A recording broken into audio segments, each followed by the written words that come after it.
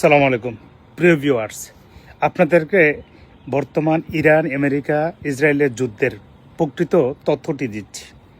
যুদ্ধটা কিন্তু ধর্মভিত্তিক যুদ্ধ নয়, যুদ্ধটা হচ্ছে মেধা এবং প্রযুক্তি ভিত্তিক।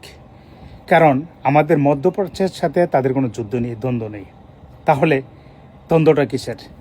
গ্রেট ইসরায়েল আবিষ্কার এবং গ্রেট ইসরায়েল প্রতিষ্ঠার জন্য যে সুকৌশলটা চলছে, ওই সুকৌশলের ক্ষেত্রে পৃথিবীতে মেধা এবং প্রযুক্তি যাদের আছে তারাই দাদাগিরি করছে পৃথিবীতে। মধ্যপ্রাচ্যে ইসরায়েল তাদের মেধাও আছে, প্রযুক্তিও আছে, কিন্তু আমাদের মধ্যপ্রাচ্যে অন্য কোনো দেশের নেই, যেটি আছে ইরানের।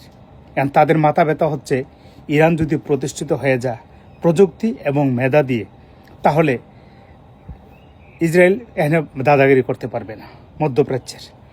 এই কারণে আমেরিকা এবং ইসরায়েল পাগলের মতন তাদের উপর ঝাঁপিয়ে পড়ছে।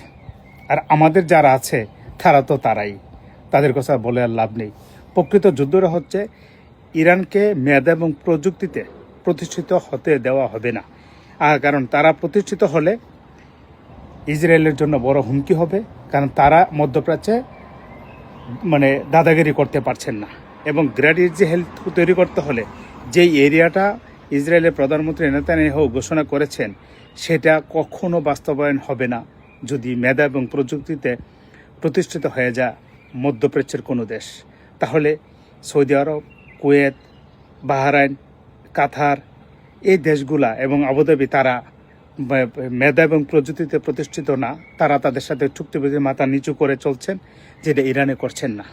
এই হলো ইরানের ওপরে তারা কাল হয়ে দাঁড়িয়েছে এবং যে কোনো মূল্যে ইরানকে তারা ধ্বংস করতেই হবে। প্রকৃত যুদ্ধের মূল কারণ হলো এইটাই।